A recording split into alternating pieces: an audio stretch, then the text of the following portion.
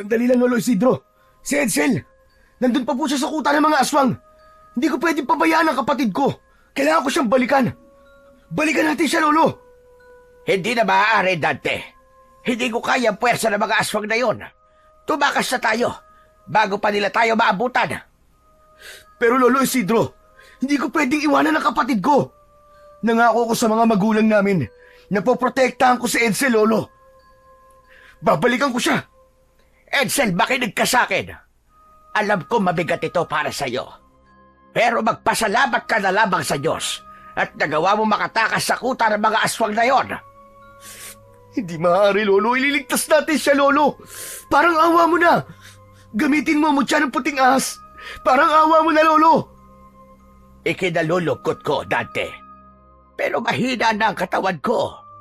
Kahit ang mutya na meron ako, ay hindi na ako kayang palakasin.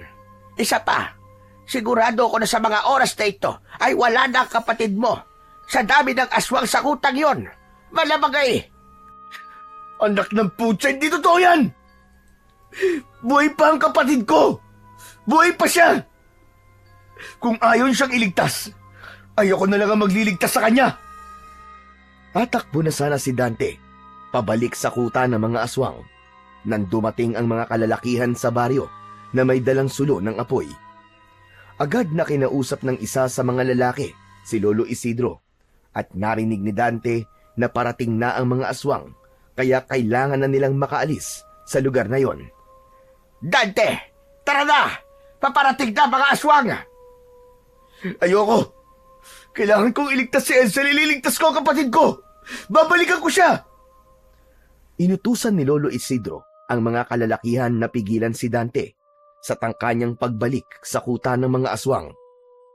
Hinawakan siya ng ilang mga kalalakihan sa magkabilaan niyang braso at walang nagawa ang pagpipiglas niya sa puwersa ng mga yon.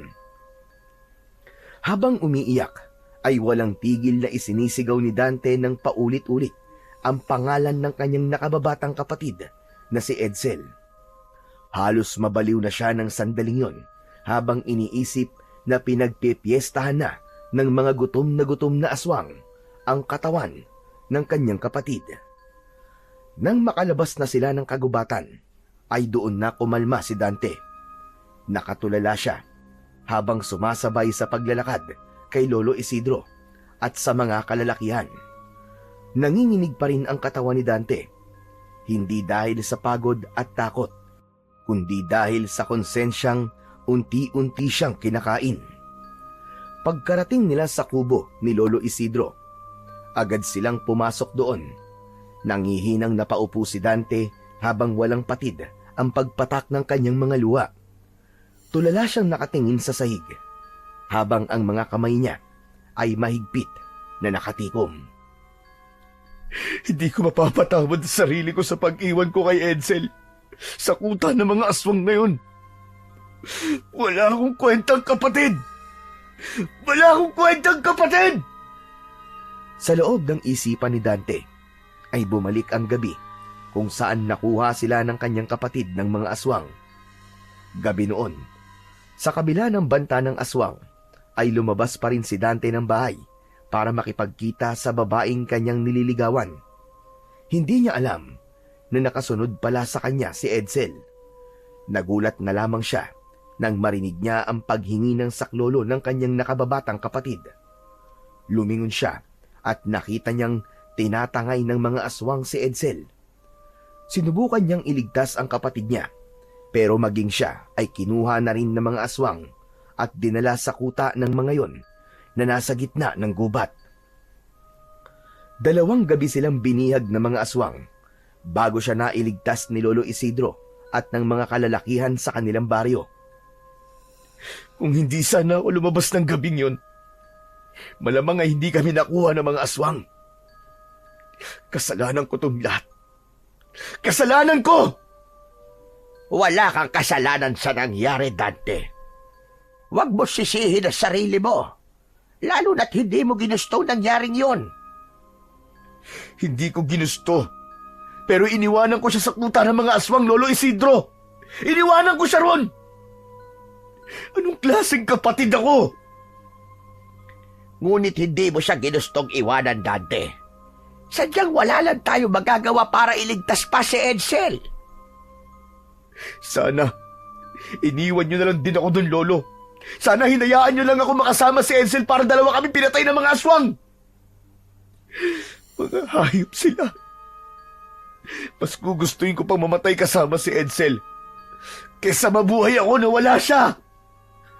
Biglang bumagsak ng malakas ang isang kamay ni Lolo Isidro sa mesa. Nagulat si Dante. Nang tumingin siya sa matanda, ay matalim ang mga mata nito habang nakatitig sa kanya. Huwag mong sabihin yan, Dante. Alam mo bang halos ikamatay ng mga kalalakihan sa baryo ang pagsagip sa inyo? Alam mo bang ilang buhay ang nalagay sa panganib para lang mailigtas kayo, magkapatid? Huwag mong ipaparinig yan sa mga taong isinugal ang buhay nila para sa inyo, magkapatid. Huwag mong binabaliwala ang sakripisyong ginawa nila para sa inyo. Mas lalong lumakas ang hagulgol ni Dante. Halos hindi na siya makahinga sa labis na pag-iyak at pag-aalala para sa kanyang nag-iisang kapatid. Naiintindihan naman niya si Lolo Isidro, pero habang iniisip niya ang nangyayari sa kapatid niya, ay hindi niya maiwasang mas lalong panghinaan. Patawad, Dante. Hindi kita dapat tinaasan ang boses. Alam ko natatakot ka, pero isang bagay lamang ang iyong tatandaan. Merong dahilan kung bakit ikaw lang ang nakaligtas. May dahilan kung bakit nangyayari ang lahat ng ito. Lolo Isidro, hindi ko maisip kung anong dahilan ng sinasabi mo. Sabihin mo nga sa akin para maintindihan ko lahat. Hindi ko rin alam, Dante. Mahirap man tanggapin pero minsan ay may mga masasakit na pangyayari na hindi natin agad malalaman kung bakit kailangan yung mangyari. Pero darating at darating ang araw, mahahanap mo rin ang kasagutan. Pinunasan ni Dante ang kanyang luha, pero hindi pa rin maalis-alis ang bigat sa kanyang puso.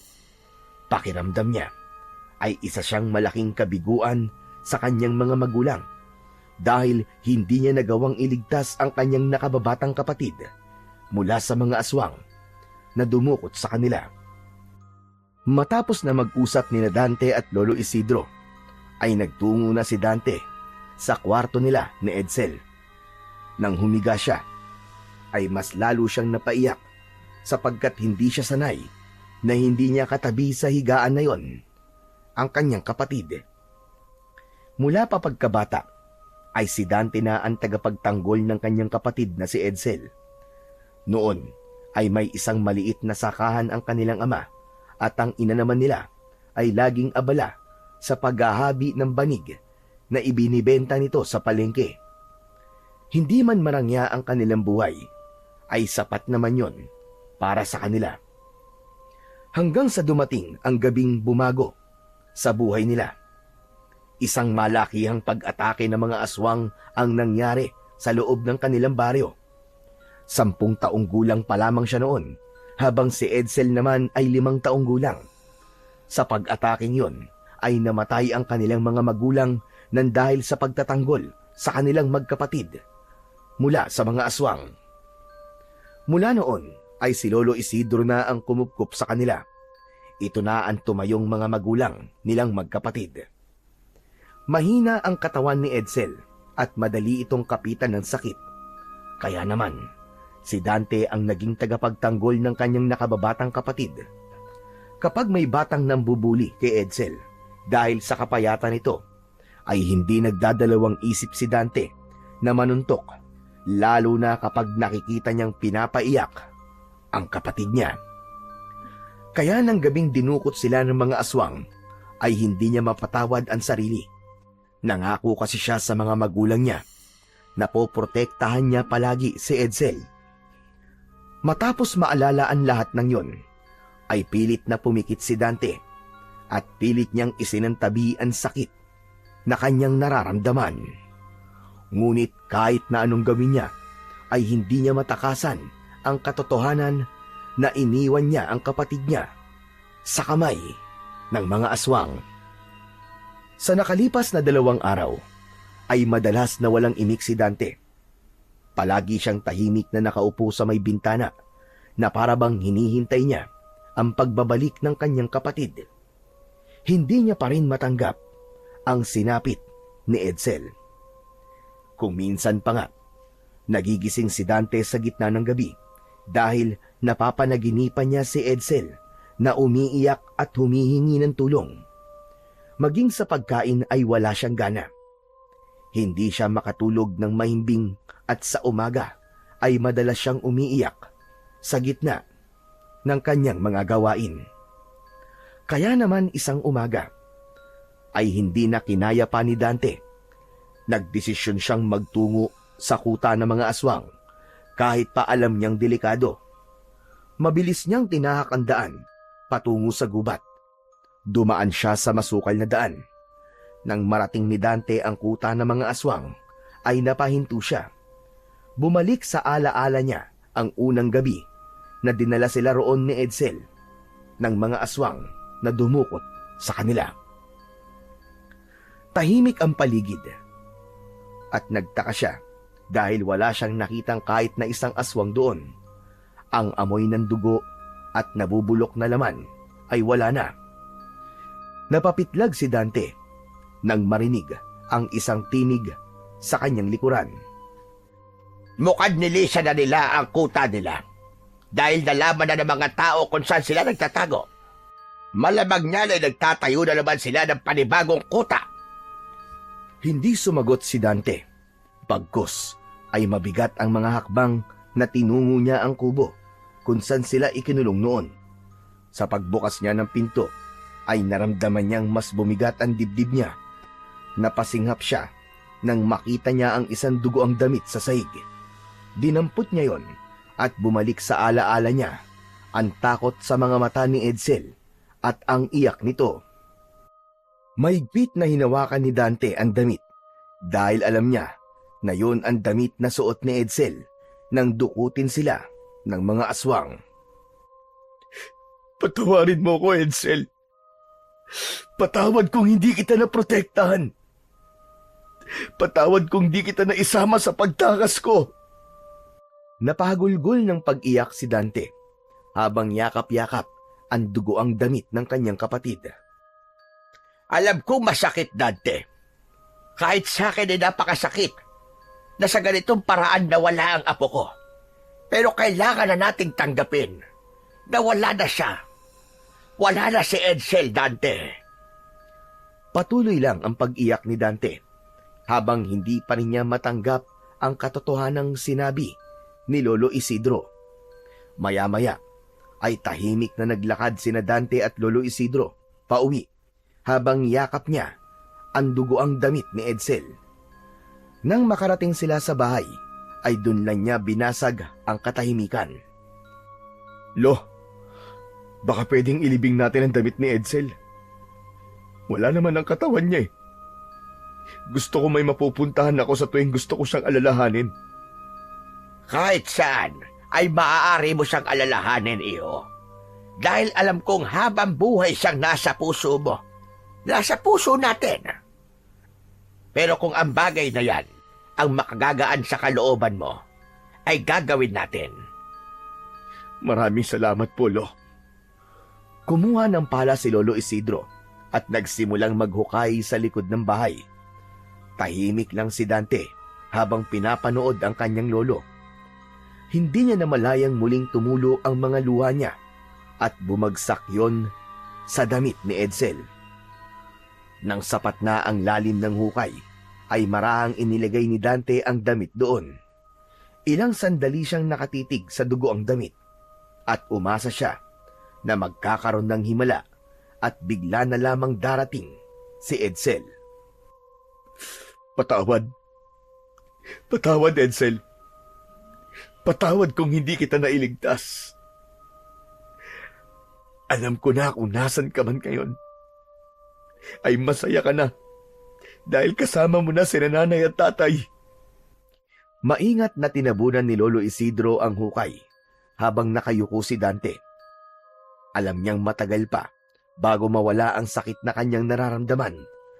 Pero naniniwala siya na kailangan niya ng simulan na tanggapin ang lahat. Kinaumagahan, habang nag-aalmusal, ay tahimik lamang si Dante. Isang bagay ang paulit-ulit na naglalaro sa utak niya. Kagabi pa niya yon naisip at naniniwala siya na yun lamang ang paraan para kahit papano ay makalimot siya sa sakit na pinagdadaanan niya dahil sa pagkamatay ng nakababata niyang kapatid na si Edsel.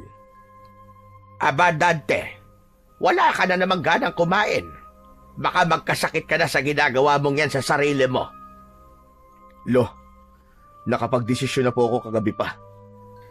Pupunta na po ako ng Maynila. Tatanggapin ko na po ang alok ni na Tita Maricel na pag-aralin ako sa kolehiyo. Oh, akala ko ba ay ayaw mo doon? Noon po yun, Lolo. Ayoko lang kasi noon na mahiwalay kay Edsel eh. Pero ano pang gagawin ko? Wala na si Edsel. Kaya kaya ko nang umalis dito sa baryo natin. Kung yan ang gusto mo, ay hindi kita pipigilan. Maganda rin naman na makapagtapos ka ng kolehiyo at ang edukasyon ay isang bagay na hindi mananakaw ng kahit na sino sa'yo. Kailangan ko rin po lumayo, Lolo Isidro. Hindi ako makakausad dito. Dahil lahat ng makikita ko ay nagpapaalala lang sa akin kay Edsel. Mas lalo lang ako nalulunod sa sakit. Naisip ko rin po, Lo, na baka gusto niyo pong sumama sa akin. Doon po tayo magsimula ng panibagong buhay. Umiling si Lolo Isidro, sabay higop ng kape. Dante, alam mo namang hindi ko pwedeng iwan ang lugar natin. Kailangan pa rin ako dito. Ako ang may hawak ng mutya ng puting ahas. Abay kung aalis ako, sino magpoprotekta sa baryo natin? Hindi pa tapos ang laban natin sa mga aswang. Dahil hanggang ngayon, ay umaatake pa rin sila rito. Hindi na yata titigil ang mga walang yan yon hanggang hindi nila tayo nauubos. Pero Lo, kaya niyo po bang mag-isa rito? Matagal na ako mag-isa. Bago pa man ako ang mag-alaga sa inyo ni Edsel, hindi ba? Huwag mo kong intindihin. Ang intindihin mo ay ang buhay na bubuuhin mo uli sa Maynila. Wala nang nagawa si Dante kundi tanggapin ang desisyon ng kanyang lolo. Alam niyang hindi niya ito mapipilit. Ngunit sa kabila ng pagnanais niyang magsimula ng bagong buhay sa malayo, ay may bahagi niya na natatakot na iwanan si Lolo Isidro. Mabilis na dumating ang araw ng pag-alis ni Dante patungong Maynila. Inihatid siya sa bus station ni Lolo Isidro at habang naghihintay ng bus ay kinausap ni Dante ang kanyang lolo. Lolo Isidro, hindi po ba talaga kayo sasama sa akin? Napag-usapan na natin ito, Dante. Alam mo ang dahilan kung bakit hindi ako pwedeng umalis dito sa ating baryo. Ay, nako. Ewan ko po, Lo. Pero parang ayaw ko na pong umalis eh. Baka malungkot po kayo kasi dito pag mag-isa lang kayo. Ano ka ba naman? Huwag mo kong alalahanin. Marami naman tayong kapitbahay.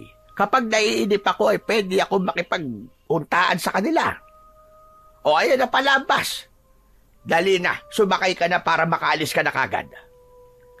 Bago tuluyang sumakay ng bus, ay isang mahigpit na yakap ang ibinigay ni Dante sa kanyang lolo.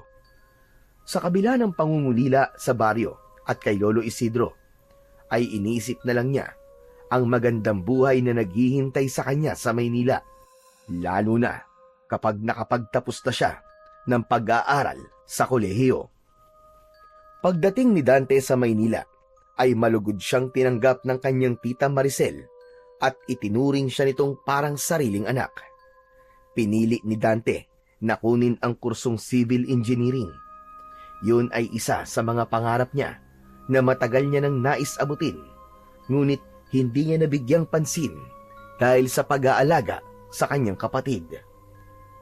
Lumipas ang 5 taon ng pagsisikap at pagpupuyat, at sa wakas ay naging ganap ng inhinyero si Dante.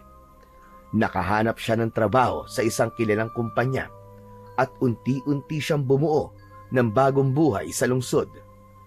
Subalit sa kabila ng mga tagumpay niya sa buhay, ay hindi kailanman nawala sa kanyang puso't isipan si Edsel. Paminsan-minsan ay bumabalik sa kanya ang mga alaala ng kanyang kapatid.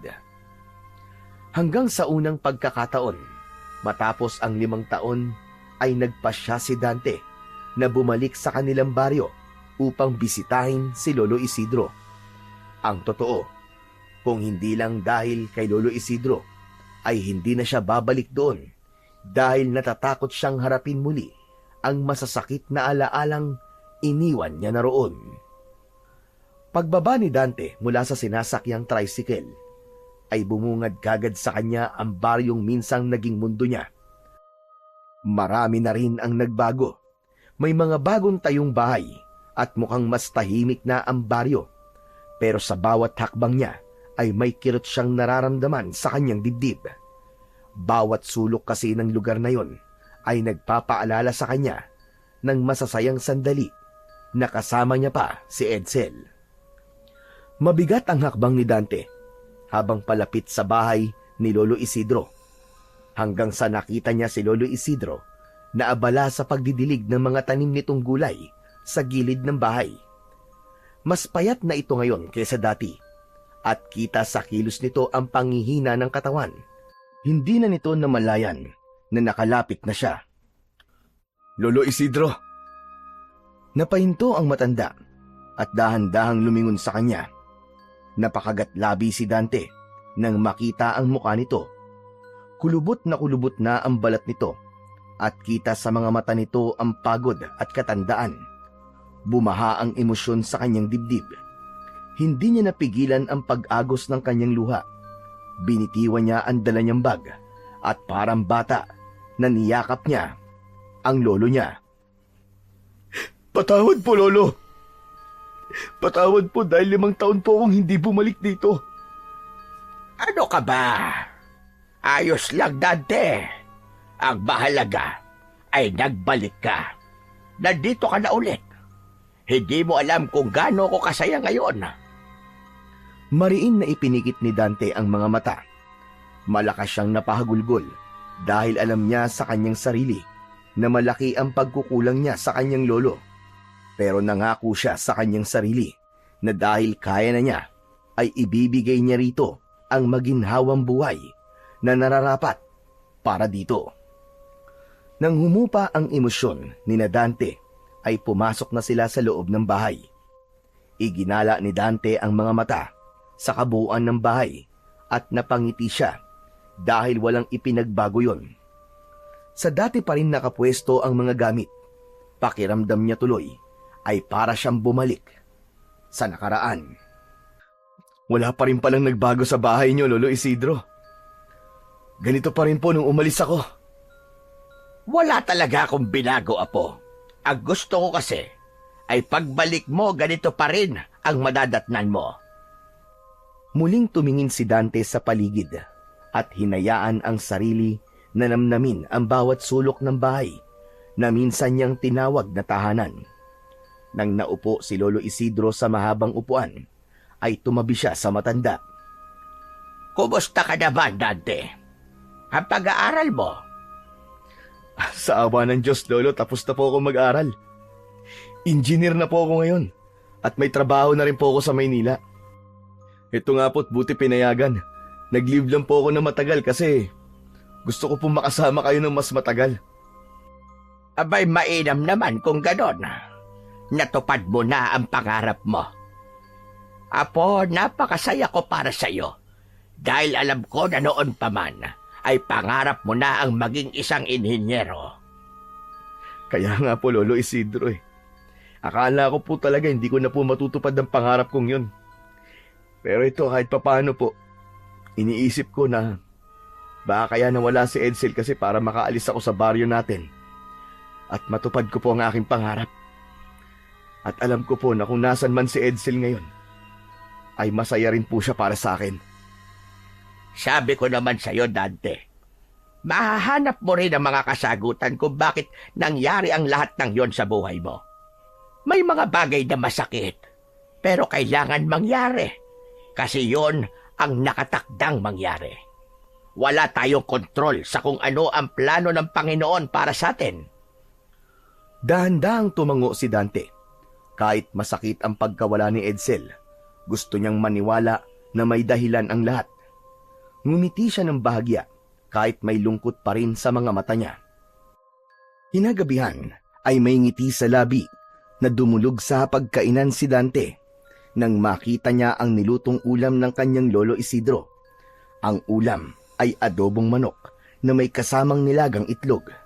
Simpleng putahe lamang yon, pero paboritong-paborito yun ni Dante, lalo na kapag si Lolo Isidro ang nagluto. Tinikman niya ang adobong manok at tumangu-tangu siya. Iba pa rin talaga ang luto mo, Lolo Isidro. Kahit sang kainan sa Maynila, walang tatalo sa adobo mo. Ito talaga ang pinakamasarap na adobo sa buong mundo. Maniwala ka, Lolo Isidro. Yan talaga ay niluto ko. At alam kong matagal ka nang hindi nakakatikim ng adobo ko. Kaya nga, Lolo Nagjejeta ako pero bahala na. Sinimulan na nilang kumain. Habang ninanamnam ni Dante ang bawat subo, ay naalala niya ang isang dahilan kung bakit siya bumalik sa baryo nila. Tumingin siya kay Lolo Isidro at nag-ipon ng lakas ng loob bago nagsalita. Lolo, gusto niyo na bang sumama sa akin sa Maynila? Meron na po akong pinapatayong bahay doon. Doon na po kayo manirahan. Malawak din po ang bakuran ko ron, kaya pwede kayong magtanim, kagaya po ng ginagawa niyo rito. Hindi ko pa pwedeng iwanan ang baryo natin, Apo. Dahil pa rin po ba sa mga aswang? Tumango ang matanda bilang pagsagot. Pambihira. Hanggang ngayon pala hindi pa rin sila humihinto sa pagsalakay at pamimeste dito. Pero Lolo, matanda na po kayo. Hindi po ba oras na para huminto na po kayo sa pakikipaglaban? Dante, iho. Hanggat may mga sumasalakay na aswang dito, at hanggat ako ang nagmamay-ari ng mutya ng puting ahas, ay makikipaglaban pa rin ako sa mga aswang. Mahal na mahal ko ang baryo na ito, at hindi ko ito pwedeng iwanan nang hindi nauubos ang mga hinayupak na aswang na yan. Napatingin si Dante sa kwintas na suot ng kanyang lolo. Isang simpleng itim na tali yon na may palawit na puting bato. Ang puting batong yon ay ang tinutukoy ng lolo niya na mutya ng puting ahas. Ipinamana yon kay Lolo Isidro ng lolo nito. Ang mutya ng puting ahas ay isang mahiwagang mutya na nagtataglay ng kapangyarihan laban sa mga aswang. Bata pa lamang si Dante nang una niyang masaksihan ang totoong kapangyarihan ng mutya. Isang gabi, sinalakay ng mga aswang ang baryo nila. Nakita niyang humawak si Lolo Isidro sa mutya at biglang bumalot sa katawan nito ang isang liwanag na tila nagbigay rito ng kakaibang lakas.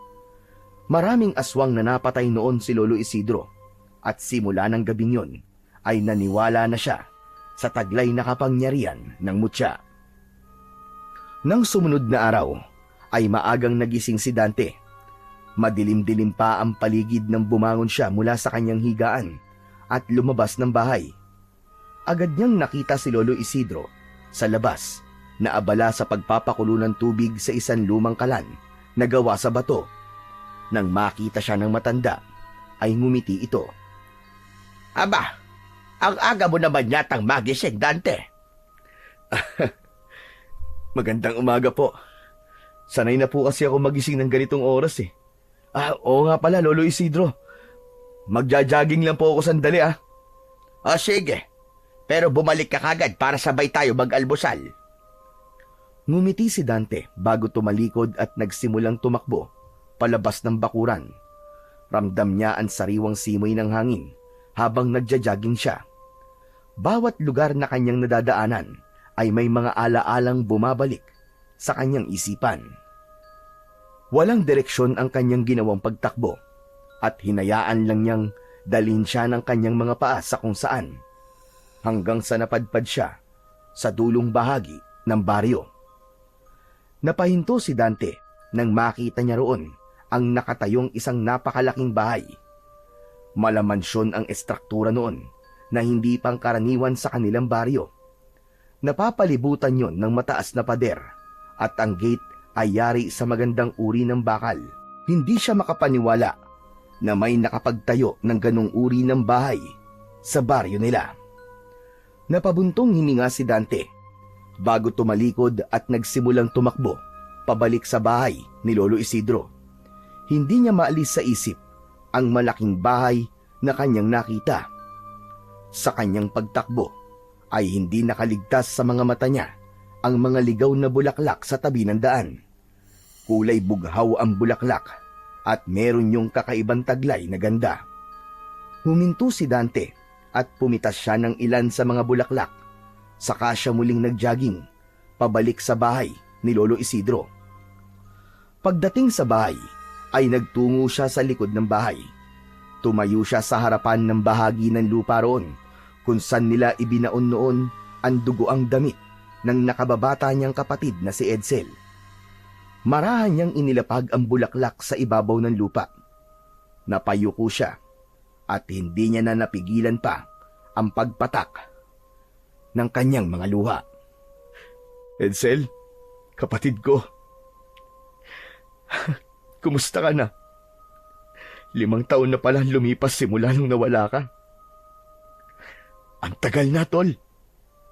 Pero hanggang ngayon, ay hindi ko pa rin matanggap na hindi na kita makikitang muli. Oo nga pala, tol. Natupad ko na pala ang mga pangarap ko. Engineer na ako ngayon. Naging mahirap, pero kinaya ko. Pero alam mo ba, kahit gaano ako kasaya sa narating ko, lagi ko naiisip na hindi mo na ito makikita ng personal. Hindi mo na ako nakitang graduate, tol. Hindi ba gusto mo na tumira sa Maynila nun? Kaya ko sana tuparin na ang pangarap mo na yun. Pero ngayon, tol, wala ka na eh. Alam mo ba, minsan iniisip ko kung bakit ikaw pang nawala. Bakit hindi na lang ako? Pero alam ko kung nasan ka man ngayon ay masaya ka na. Mahal na mahal kita, tol. At kahit kailan, hindi kita makakalimutan. Hinayaan ni Dante na dumaloy ang emosyon niya. Hinayaan niyang maramdaman ang presensya ng kanyang nakababatang kapatid.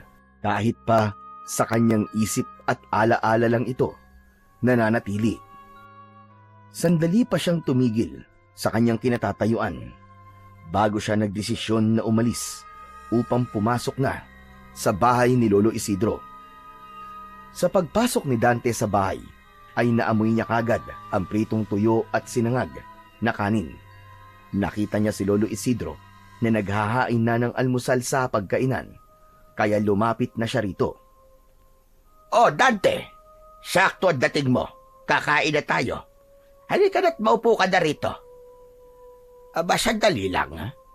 Bakit parang namumugto yata ang mga mata mo? Umiyak ka ba? Kinausap ko lang po sandali si Edsel sa likod ng bahay, Lolo. Doon po sa lugar kung saan natin ibinaon ang kanyang damit. Pakiramdam ko, Lolo, buhay pa rin ang kapatid ko. At nandito lang siya. Hindi man natin siya nakikita, pero alam kong hindi siya kailanman lumayo sa'yo. At sigurado ko na ipinagmamalaki ka niya. Napangiti si Dante dahil sa sinabi ni Lolo Isidro. Umupo na siya at nagsimula na silang kumain. Matapos niyang magtimpla ng kape. Sandaling huminto sa pagkain si Dante nang may maalala siya. Piniga ang kanyang mga kamay. Tila nabawasan ang bigat sa kanyang dibdib. Sana nga, Lolo. Sana nga. Pinisil ni Lolo Isidro ang balikat ng kanyang apo bago kinuha ang sandok at nagsimulang maghain ng kanin sa kanilang pinggan. Sige na, kumain na tayo. Sinimulan nilang kainin ang masarap na sinangag. Habang kumakain biglang naalala ni Dante ang nakita niya kanina habang nagja-jogging. Lo, oo nga pala. Habang nagja-jogging po ako, napunta po ako dun sa dulo ng baryo. Napansin ko po yung malaking bahay na parang mansyon dun. Kanino po yun? Ang mansyon. Kay Don Hidalgo yon. Dahil lang siya rito sa baryo natin. At binili niya yung lupang doon sa dulo ng baryo. Tapos pinatayuan niya ng bahay niya. Alam mo ba, simula na dumating siya rito, ay nagkaroon ng magandang pagbabago sa lugar natin. Bakit po? Ano po bang ginawa niya? Siya na po ba ang bagong kapitan dito? Hindi naman. Marami kasi siyang tinulungan na kababayan natin dahil sa kanyang sakahan. Nabigyan ng trabaho ang mga tao dito, kaya kahit papano bumuti ang kabuhayan ng ilan sa kanila. Aba, mukhang mabuting tao po si Don Hidalgo ah. At least kahit papano, may magandang naidulot ang pagdating niya po rito. Kahit nga ako kumikita dahil sa kanya. Nang makita niya kasi ang mga tanim kong gulay, sinabi niya sa akin na siya ang bibili ng mga gulay ko. Hanggang ngayon, ay sa taniman ko pa rin siya bumibili kapag kailangan niya ng gulay. Naputol ang pag-uusap ni Dante nang makarinig sila ng marahang pagkatok sa pinto. Si Lolo Isidro na ang tumayo at binuksan nito ang pinto. Hindi masyadong naintindihan ni Dante ang pinag-usapan ng dalawa dahil mas nakatuon ang pansin niya sa pagkain. Ilang saglit pa ay bumalik na si Lolo Isidro sa mesa at may hawak ito na isang itim na sobre. Sino po yun, Lo? Si Kapitan Ruben. Inabot niya itong imbitasyon mula kay Don Hidalgo. Welcome party raw mamayang gabi para sa anak niyan si Ethan. Halos lahat ng taga-baryo ay imbitado. Welcome party? So, may anak po pala si Don Hidalgo? Oo, pero sa pagkakaalam ko, ay sa ibang bansa lumaki si Ethan. Ngayon lang siya uuwi rito sa baryo. Kailan daw po yung party? Mamayang gabi na. Doon mismo sa mansyon nila gaganapin. Hindi ba napakabait niya talaga, Apo? Biruin mo. Imbis na mga mayayaman at kilalang tao ang iimbitahan niya sa kasiyahan sa bahay niya, ay isinama pa niya ang mga tao rito sa baryo. Di kung ganun, Lo. Pupunta po kayo mamayang gabi ron. Nako, siguradong magagamit niyo na naman po mga dance move niyo. Nako, hindi na. Matanda na ako para sa mga ganyang kasiyahan. Isa pa kailangan ko rin magbantay. At baka mamaya samantalahin ng mga aswang ang kasiyahan mamaya. At baka bigla silang umatake. Kung gusto mo, ikaw na lamang ang pumunta. Kinuha ni Dante ang sobre at sandali siyang natigilan nang tignan niya yon. Hindi niya maipaliwanag pero parang may bumubulong sa kanya na dapat siyang pumunta sa mansyon ni Don Hidalgo. Kinagabihan, nakatayo si Dante sa harap ng maliit na salamin sa kwarto niya.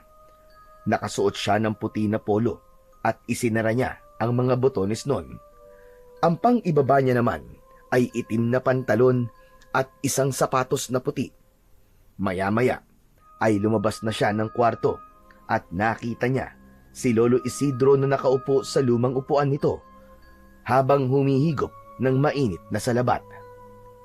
Lo, alis na po ako. Punta na po ako doon.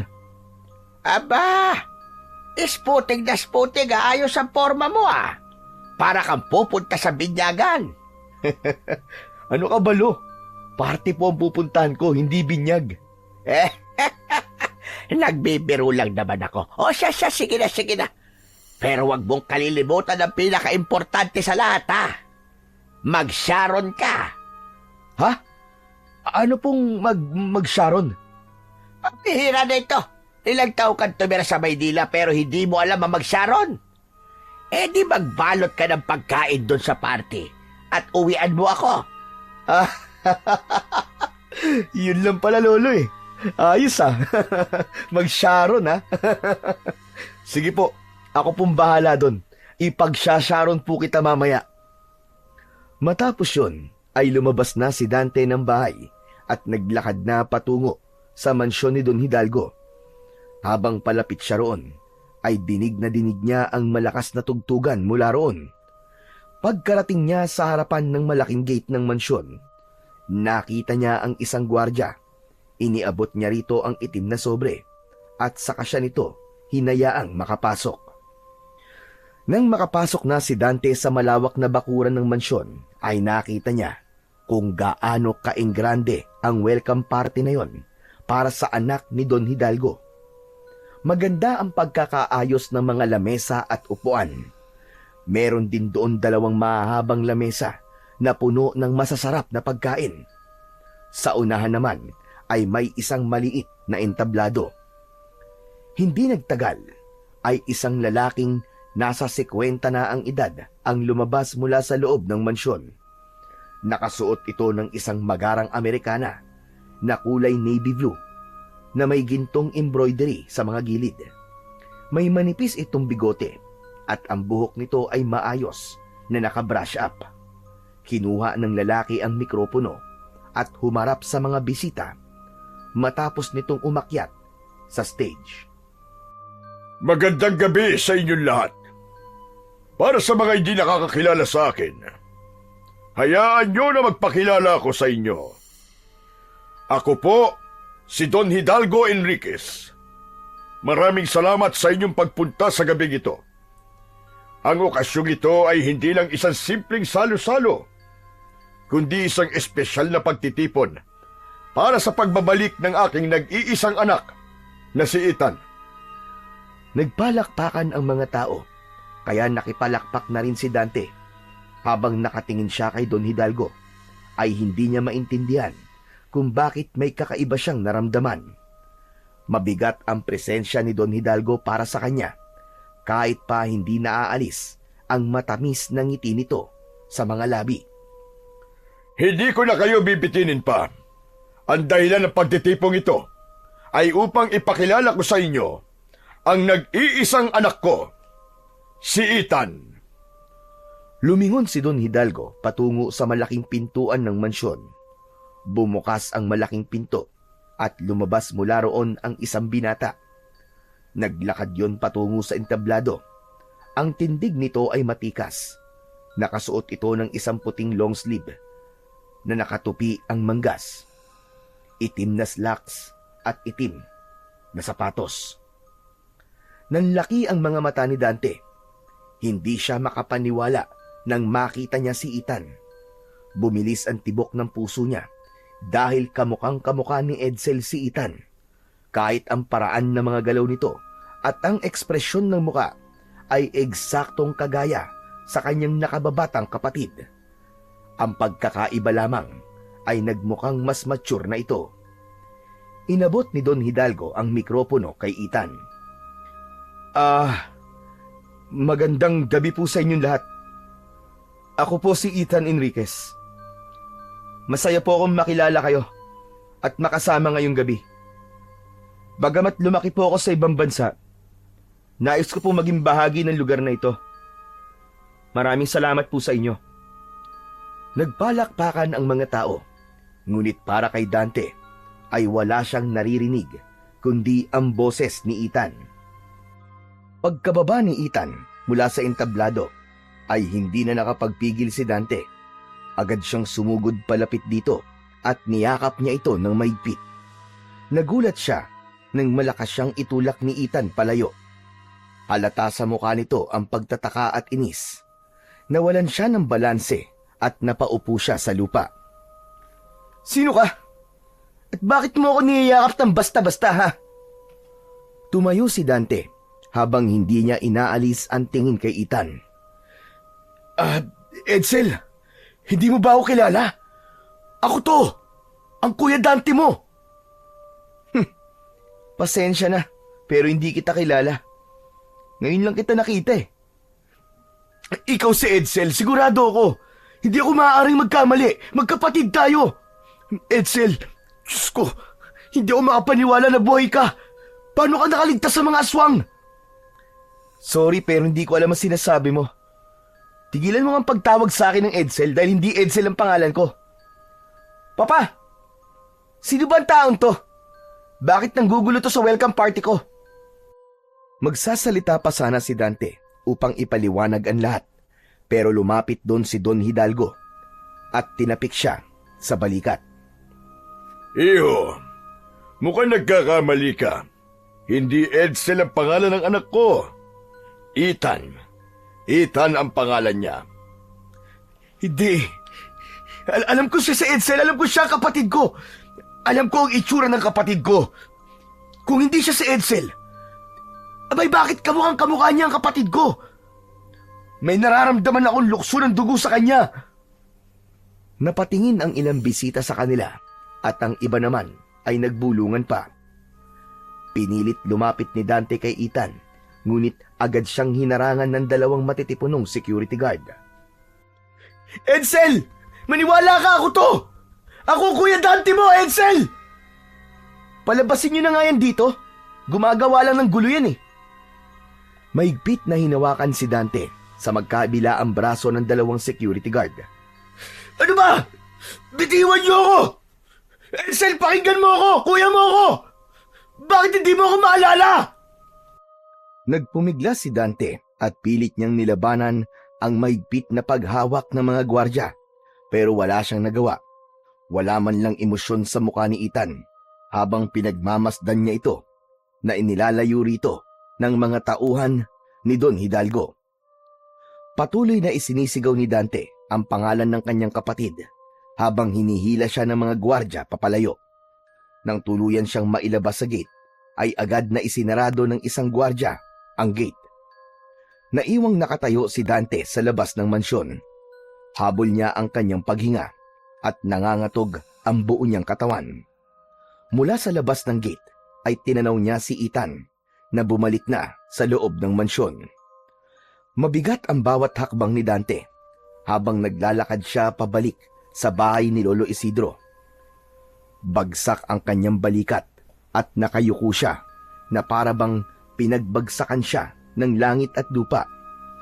Paulit-ulit niyang tinatanong sa kanyang sarili kung paano nabuhay ang kanyang kapatid. Ngunit higit sa lahat ay nais niyang makakuha ng sagot sa tanong kung bakit itinatanggi nito na hindi ito si Edsel. Hindi na namalayan pa ni Dante na nasa harapan na siya ng bahay ng kanyang lolo. Pagpasok niya ay nakita niya si Lolo Isidro na nakaupo at nagbabasa ng isang lumang libro. Aba, bakit ang bilis mo namang nakauwi? Tapos na ba kagad ang parte? Hindi nagsalita si Dante.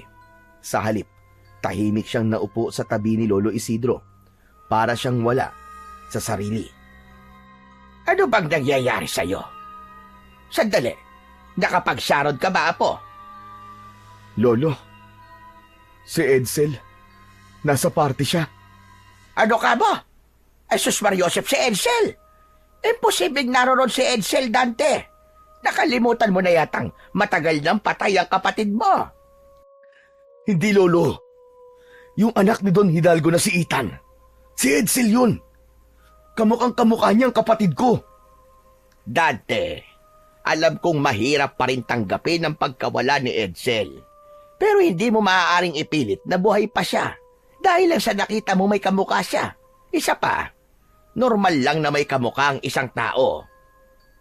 Mariing umiling si Dante at mahigpit na ikinuyom ang kanyang mga kamao. Hindi, Lolo eh. Hindi lang siya basta kamukha ni Edsel. Nararamdaman ko na siyang kapatid ko. Siya si Edsel. Hindi ako maaaring magkamali. Kapag nakita mo si Ethan, Lolo, sigurado ako maniniwala ka rin sa akin. Tinitigan siya ni Lolo Isidro na para bang sinusuri nito kung nagsasabi siya ng totoo o kung dala lamang yon ng matinding lungkot dahil hindi pa rin niya matanggap na wala na ang kanyang kapatid. Nang sumunod na umaga, ay agad na nagpunta si Dante sa harap ng mansyon ni na Don Hidalgo. Nakatayo siya sa isang makapal na halaman, hindi kalayuan mula sa gate. Tahimik siyang naghintay at hindi niya inalis ang mga mata sa gate. Umasa siya na makikita niya mula roon si Ethan. Makalipas nga lang ang ilang sandali, ay bumukas ang gate at lumabas mula roon si Ethan. Naglakad ito patungo sa direksyon ng kagubatan. Agad na tumayo si Dante mula sa kanyang pinagtataguan at palihim na sinundan si Ethan. Sinigurado niyang hindi siya nito mapapansin, kaya labis ang pag-iingat niya sa bawat paghakbang niya. Habang palalim sa kagubatan, ay lalo siyang kinabahan. Pamilyar kay Dante ang direksyong tinatahak ni Ethan, hanggang sa natigilan siya nang makita kung saan ito nagtungo. Walang iba kundi sa dating kuta ng mga aswang na abandonado na. Huminto si Ethan sa gitna ng kuta at lumingalinga pa sa paligid. Hindi na nakapagpigil si Dante at lumapit na siya kay Edsel.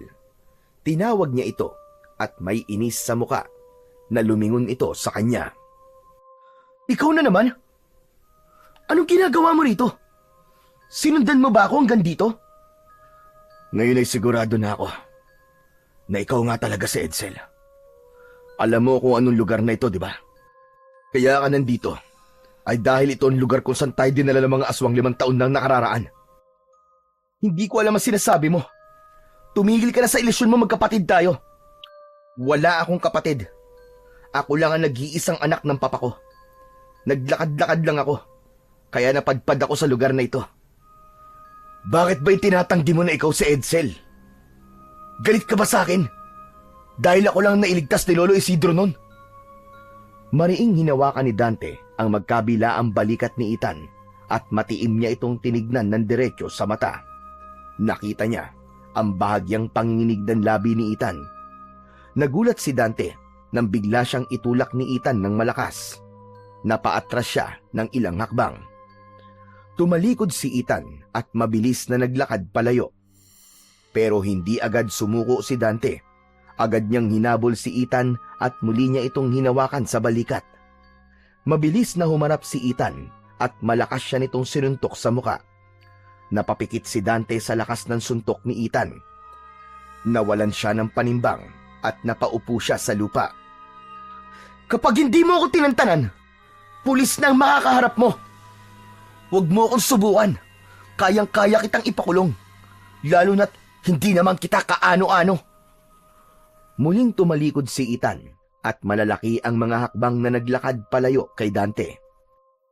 Sa kabila ng pananakit ni Ethan, ay hindi pa rin nawala sa isipan ni Dante na ito nga ang kapatid niyang si Edsel. Mabigat ang hakbang ni Dante nang maglakad siya pabalik sa bahay ni Lolo Isidro. Maapdi pa rin ang kanyang labi dahil sa suntok na natanggap niya kay Ethan. Papasok na sana siya sa bahay nang sumulpot mula sa gilid ng bahay si Lolo Isidro na may dalang mga kahoy na panggatong. Bumakas ang pag-aalala sa mukha ng matanda nang makita ang pasa sa mukha niya. Abe, ano nangyari sa'yo, Apo? Bakit may pasa ka sa mukha mo? Sinuntok po ko ni Edsel. Anong ibig mong sabihin? Baka si Ethan. Bakit ka naman niya susuntukin? Sinundan ko po siya. Nagpunta po siya doon sa dating kuta ng mga aswang. Alam kong alam niya po na doon kami dinala ng mga aswang na dumukot sa amin dati. Kaya gaya ko, ay binalikan din po niya ang lugar na yon. Pinilit ko sa kanya na siya si Edsel. Hanggang sa nagalit na siya, kaya sinuntok niya ako. Umiling si Lolo Isidro at napabuntong hininga. Kaya ka naman pala sinuntok kasi masyado kang makulit. Ano ba naman yan, Dante? Kung si Edsel nga ang Ethan na yon, hindi ba dapat natuwa siya nang makita ka niya? Ramdam ko pong galit siya sa akin, Lolo. At alam ko po kung bakit. Iniisip po niya na iniwanan ko siya nun. Akala niya pinabayaan ko siya sa kamay ng mga aswang. Nagtagpo ang mga mata ni Dante at Lolo Isidro. Hindi na nagsalita ang matanda at napailing na lamang ito. Ramdam niya na hindi pa rin kumbinsido ang lolo niya sa mga sinasabi niya. Pero naniniwala siya na sa oras na makita ni Lolo Isidro si Ethan, ay maniniwala ito na nagsasabi siya ng katotohanan. Kinagabihan, sa gitna na maimbing na pagtulog ni Dante, ay bigla siyang nagising dahil sa kaguluhan sa labas. Agad siyang bumangon at sumilip sa bintana. Nanlaki ang kanyang mga mata nang makita ang ilang mga aswang na inaatake ang mga tao sa labas nila. Hindi na siya nag-isip at mabilis siyang lumabas ng kwarto at nagulat siya nang makita niya si Lolo Isidro na palabas na ng bahay habang may dalang buntot ng pagi. Lolo, anong gagawin mo? Saglit siyang nilingon ng matanda. Matigas ang ekspresyon sa mukha nito. Lalabas ako para lumaban sa mga aswang. Hindi ko pwedeng hayaang patayin nila mga tao rito. Nagmadali si Dante patungo sa kusina at dinampot ang itak na nakasabit sa dingding. Matapos yun, ay binalikan niya ang kanyang lolo na palabas na ng bahay. Sasama ako sa inyo, Lolo. Oras na para makatulong ako sa pakikipaglaban niyo sa mga aswang. Hindi pwede, Dante. Hindi mo alam kung paano makipaglaban. Dito ka lang. Mas ligtas ka rito sa loob ng bahay. Pero, Lolo, Wala nang pero-pero. Kapag sinabi ko dito ka lang, dito ka lang. Sa tono ng pananalita ni Lolo Isidro, alam ni Dante na kahit na anong pilit at sabihin niya, ay hindi ito papayag sa gusto niya. Kaya sa huli ay sinunod na lamang niya ang sinabi ng matanda. Matapos yun ay lumabas na si Lolo Isidro at naiwang mag-isa si Dante sa loob ng bahay. Nais niyang tulungan ang kanyang lolo, ngunit alam niya na magagalit lamang ito sa kanya. Isinarado na lang ni Dante ang pinto at sumilip siya sa bintana. Hindi niya inalis ang mata niya kay Lolo Isidro na matapang na nakikipaglaban sa mga aswang gamit ang buntot ng pagi. Alam niya na malakas ang loob nitong makipaglaban sa mga aswang dahil sa suot nito ang mutya ng puting ahas na nagbibigay rito ng lakas. Isang aswang ang malakas na hinampas ni Lolo Isidro gamit ang buntot ng pagi. Napasigaw ang aswang nang lumatay yon sa mukha nito at nag-iwan ng malalim na sugat. grabe! Kahit ugod-ugod na si Lolo, halimaw pa rin siya sa pakikipaglaban. Sige, Lolo! Hampasin mo pa! Huwag kang titigil hanggat hindi nauubos sa mga aswang na yan! Hangang-hanga si Dante sa pakikipaglaban ng kanyang lolo. Ngunit habang tumatagal, ay napapansin niya na hindi na ito kasing bilis tulad ng dati. Hindi niya maitatanggi na malakas pa rin si Lolo Isidro, pero halata na ang pagbagal ng galaw at atake nito. Dahil doon, ay biglang kinabahan si Dante. Hanggang mula sa likuran ng kanyang lolo, ay isang aswang ang umatake. Bago pa man makaiwas ang matanda, ay bumaon na ang matutulis na kuko ng aswang sa likod nito. Hindi na nag-isip pa si Dante at muli niyang kinuha ang itak. Patakbo siyang lumabas ng bahay at nilapitan niya ang aswang na umatake sa kanyang lolo. Walang pagdadalawang isip na tinaga ni Dante ang aswang sa batok na agad nitong ikinabagsak sa lupa. Mabilis na lumingon si Lolo Isidro at nagulat ito nang makita niya si Dante. Dante! Anong ginagawa mo rito? Sinabi ko naman sa'yo manatili ka lamang sa loob. Wala akong pakialam, Lolo, kahit magalit pa kayo sa akin. Sa ayaw at sa gusto nyo, makikipaglaban ako sa mga aswang. Muling sumugod ang mga aswang. Sa kabila ng sugat ni Lolo Isidro, ay lumaban pa rin ito. Biglang umatake sa harapan ni Dante ang isang aswang. Kahit wala siyang alam sa pakikipaglaban, ay hindi siya umatras. Itinarak niya ang itak sa leeg ng aswang. At nang hugutin niya yon, ay sumirit ang masaganang dugo mula sa sugat sa leeg ng aswang at nangisay yung bumagsak sa lupa. Luminga si Dante upang hanapin si Lolo Isidro. Nakita niya na nakahiga sa lupa si Lolo Isidro habang isang aswang ang nasa ibabaw nito. Nagpapambuno ang dalawa pero sa lagay ng kanyang lolo ay alam niya na wala itong laban. Mabilis na tumakbo si Dante para tulungan si Lolo Isidro. Nanlaki ang mga mata niya nang makita niyang nagawang hawakan ng aswang ang mga kamay ng lolo niya. Ngumanga ng malaki ang aswang at takmang sasakmalin si Lolo Isidro sa leeg. Napasigaw si Dante dahil alam niya na kahit na anong bilis ng pagtakbo ang gawin niya ay hindi na siya aabot para iligtas si Lolo Isidro. Ngunit sa hindi inaasahang pangyayari ay biglang lumapit si Ethan sa aswang na umaatake kay Lolo Isidro at mabilis nitong ibinaon sa likod ng ulo ng aswang ang hawak nitong mahabang kawayan na may tulis sa dulo. Napahinto si Dante. Hindi siya makapaniwala sa kanyang nakita. Nakita niya rin ang reaksyon ni Lolo Isidro. Napako ang tingin ng matanda kay Ethan habang nanlalaki ang mga mata nito. Alam niya kung bakit ganun ang reaksyon ng lolo niya at dahil yon sa sobrang pagkakahawig talaga ni Ethan kay Edsel. Nanatili si Ethan sa kinatatayuan niya. Tinulungan ni Ethan si Lolo Isidro na makatayo. Maigpit ang hawak ng matanda sa braso ni Ethan habang unti-unting tumatayo. Pagkatayo ay mabilis na niyakap ni Lolo Isidro si Ethan ng mahigpit. Ramdam ni Dante ang pagkasabik ng lolo niya sa apo nito na inakala nilang patay na. Kasabay ng tagpong yun, napansin ni Dante ang kakaibang nangyari sa paligid. Ang mga aswang na kanina lang ay walang habas na umaatake ay biglang tumakbo palayo sa baryo hanggang sa wala nang natirang aswang doon. Nang tuluyang mawala ang mga aswang, ay lumapit si Dante sa dalawa. Ngunit biglang kumalas si Ethan mula sa yakap ni Lolo Isidro. Maraming salamat sa pagliligtas mo kay Lolo Edsel. Ikaw nga si Edsel. Hindi ako makapaniwala na buhay ka pa, apo ko. Tumigil nga kayo.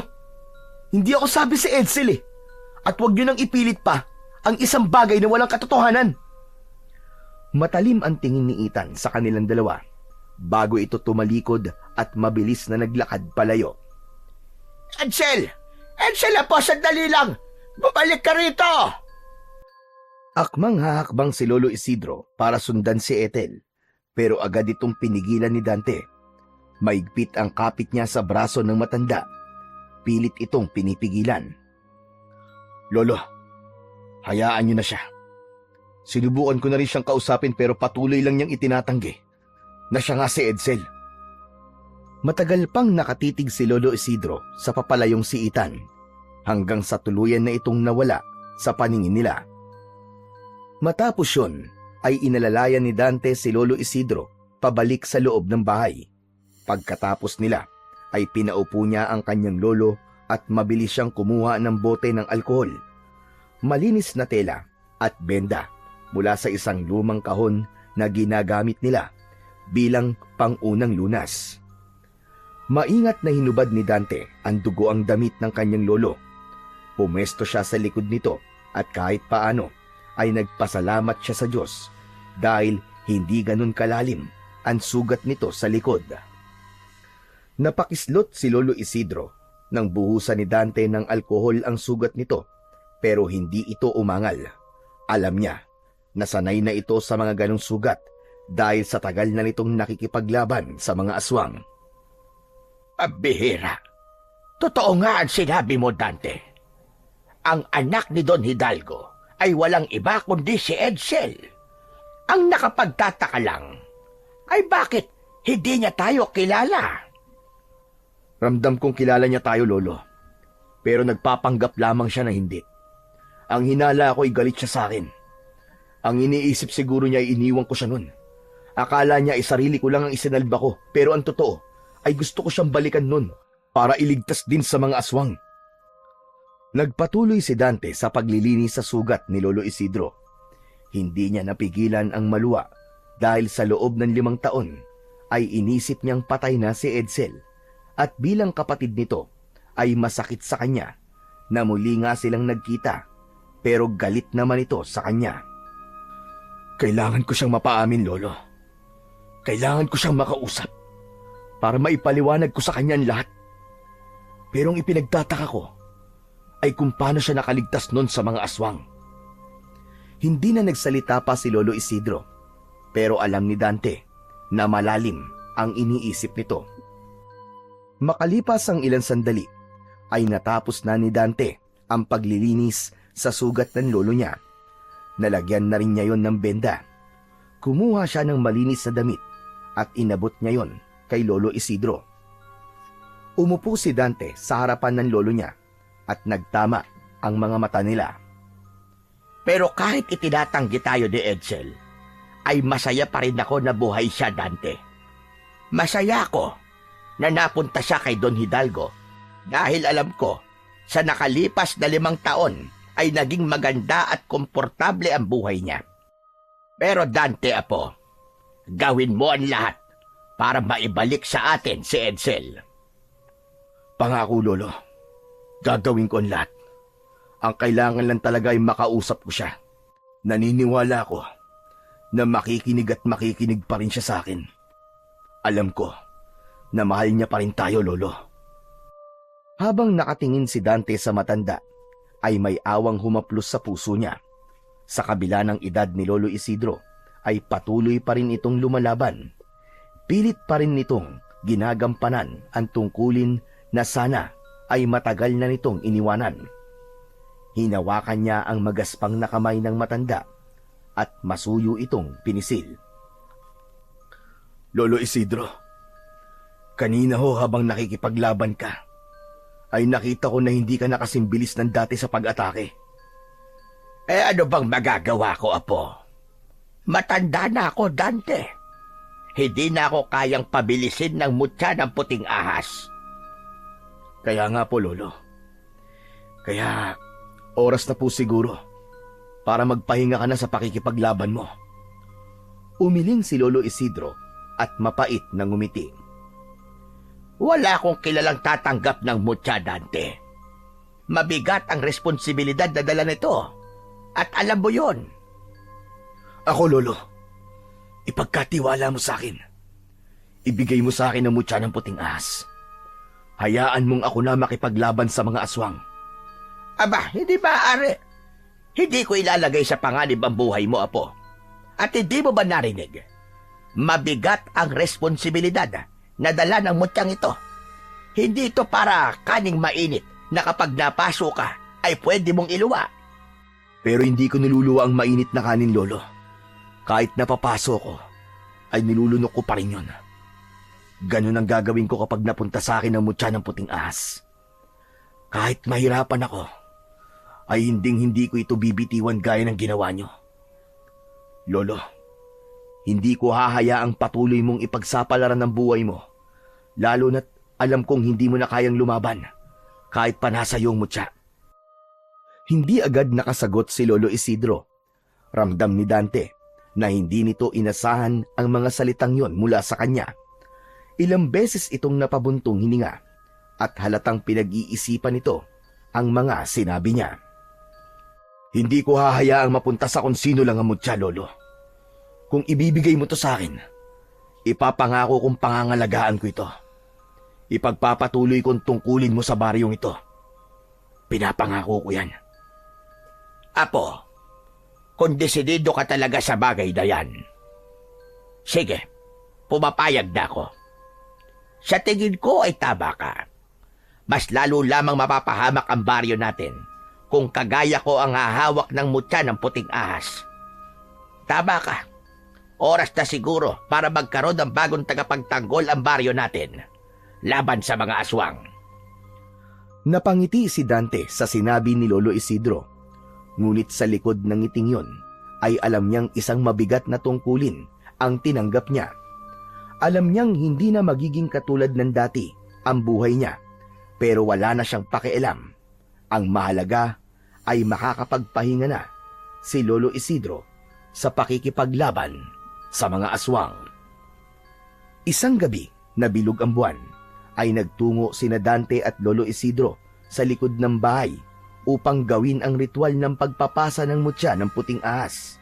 Nagsindi ng mga kandila si Lolo Isidro at ipinwesto niya ito ng pabilog at tumayo silang dalawa sa gitna ng mga kandila.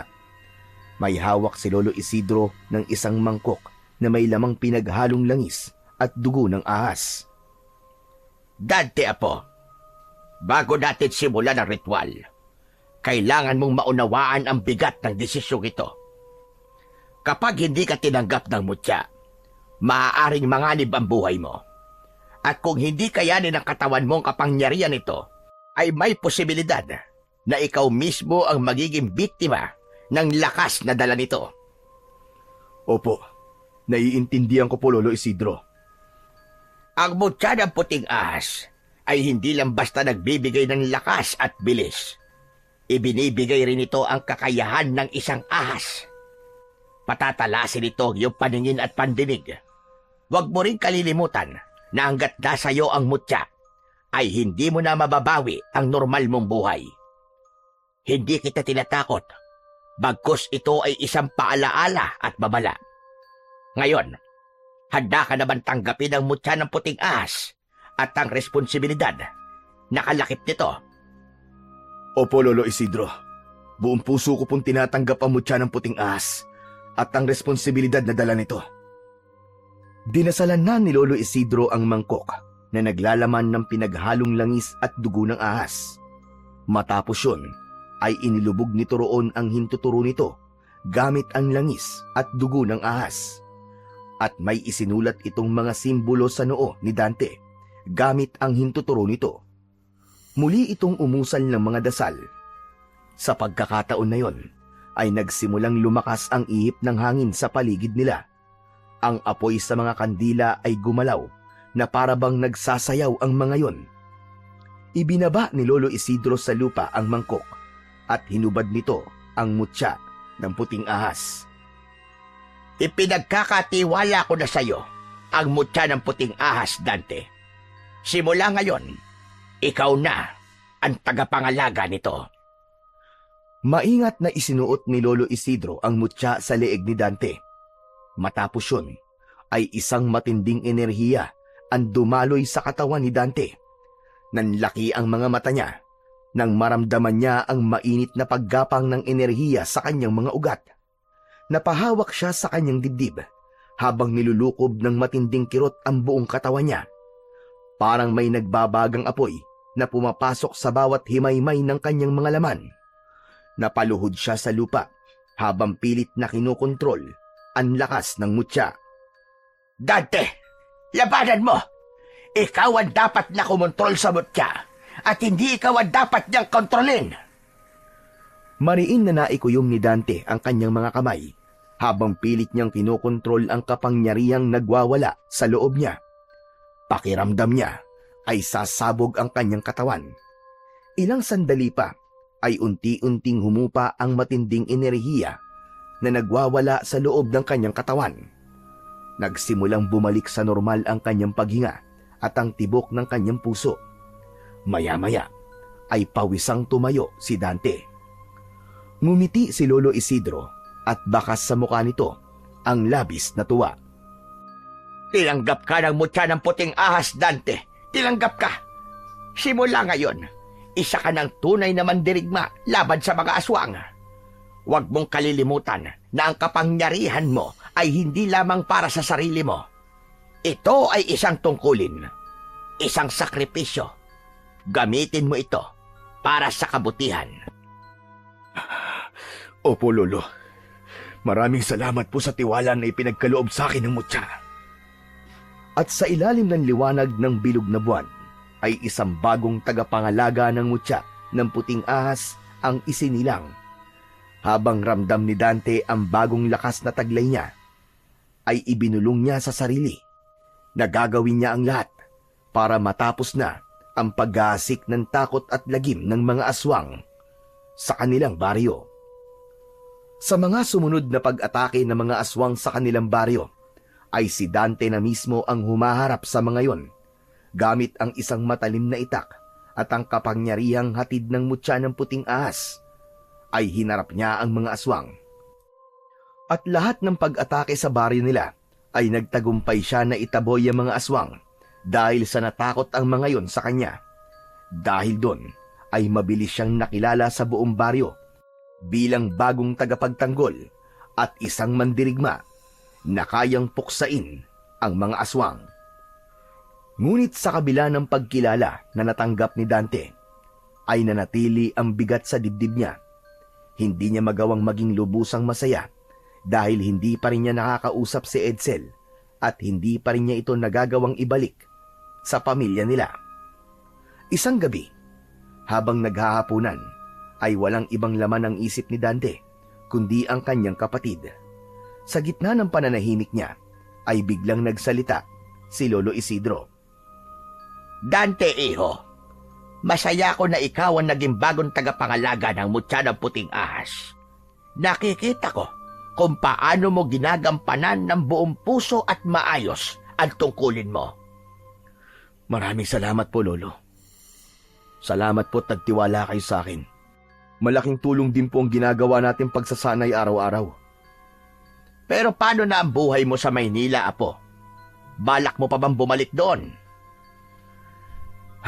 Saka na po ako babalik sa Maynila. Kapag sigurado na po akong tapos na ang banta ng aswang dito sa baryo. Saka kapag naibalik ko na rin si Edsel sa atin.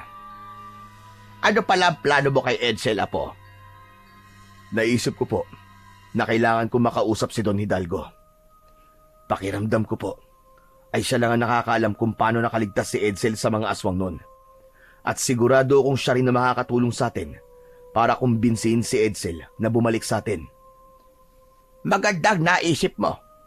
Base sa pagkakakilala ko kay Don Hidalgo, ay mabait naman yon.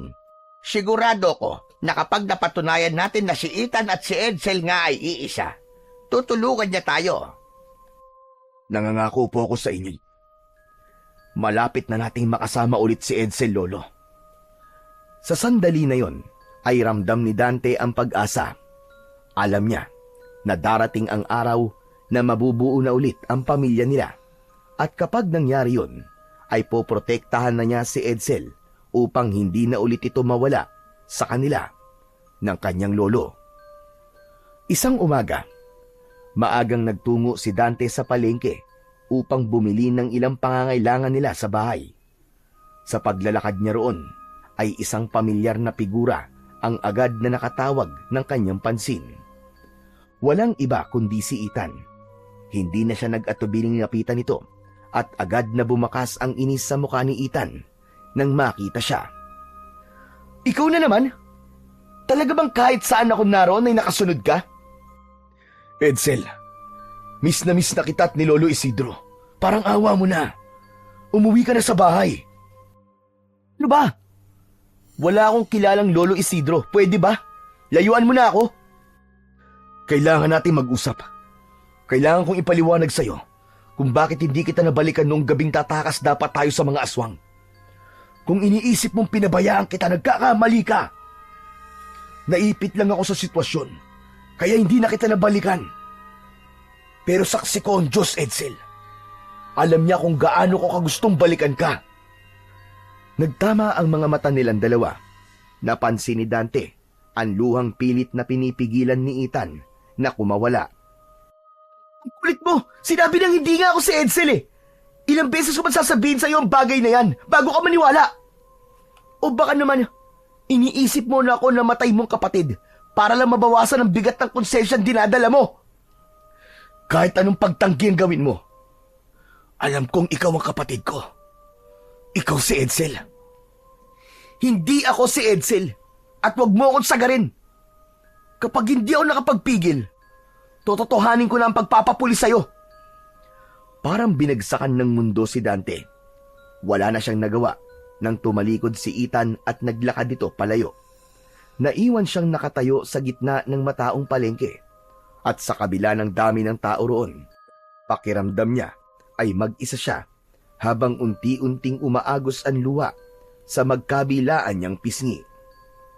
Isang gabi, naghahanda si Dante sa pagpunta niya sa mansyon ni na Don Hidalgo.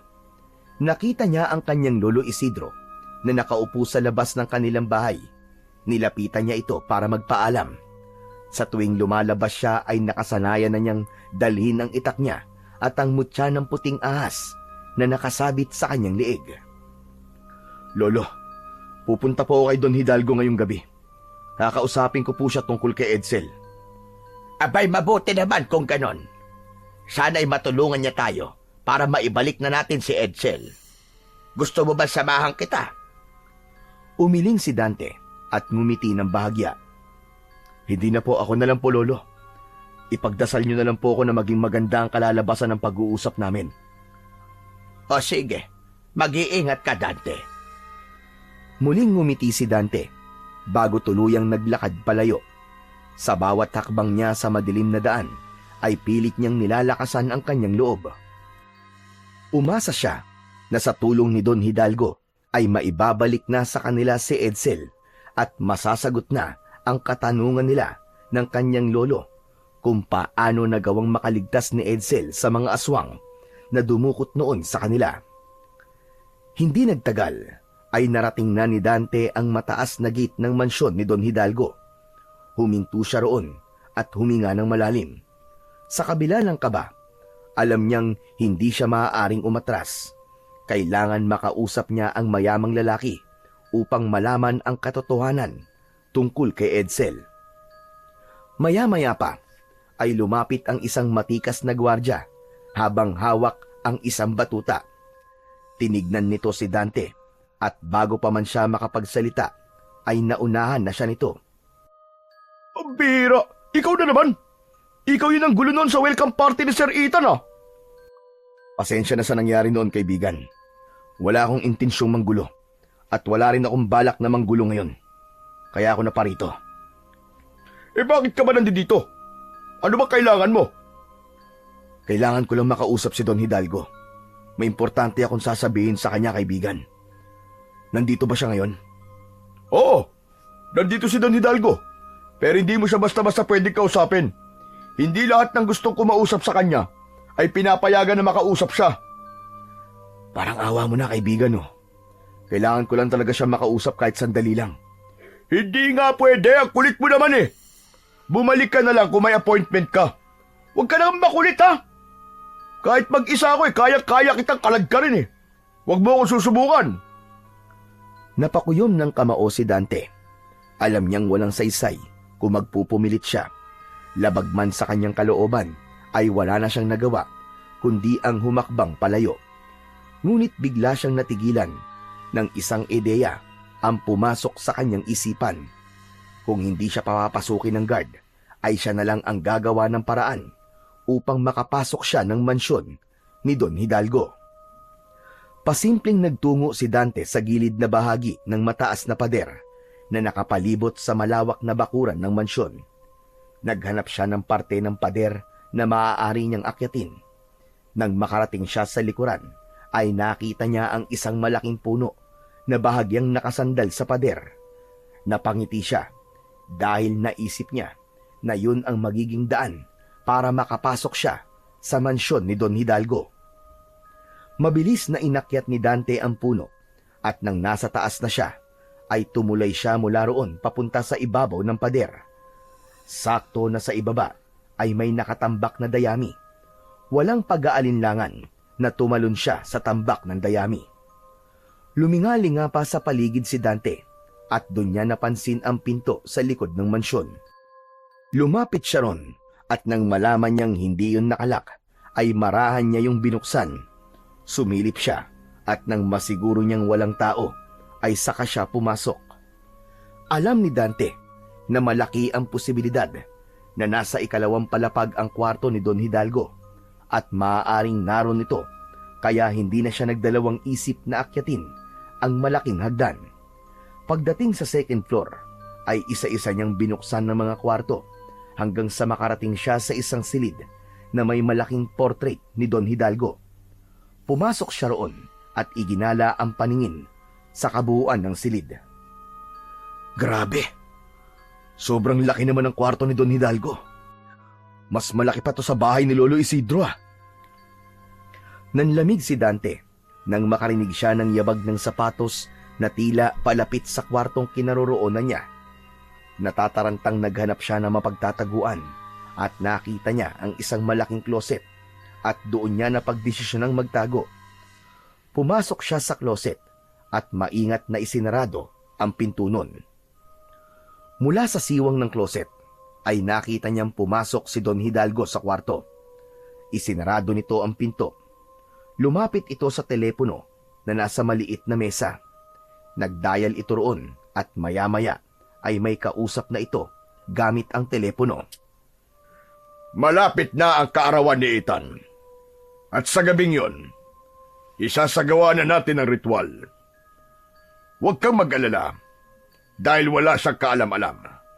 Sa oras na maging aswang na si Ethan, ay wala na tayong dapat ipangamba. Magpapatuloy ang ating lahi at may magmamana na ng pagiging pinuno ko ng mga aswang. Mas nanlamig si Dante sa kanyang narinig. Nanatili siya roon sa kloset dahil pakiramdam niya ay marami pa siyang malalaman. Ano ka ba? Huwag mong isipin yan.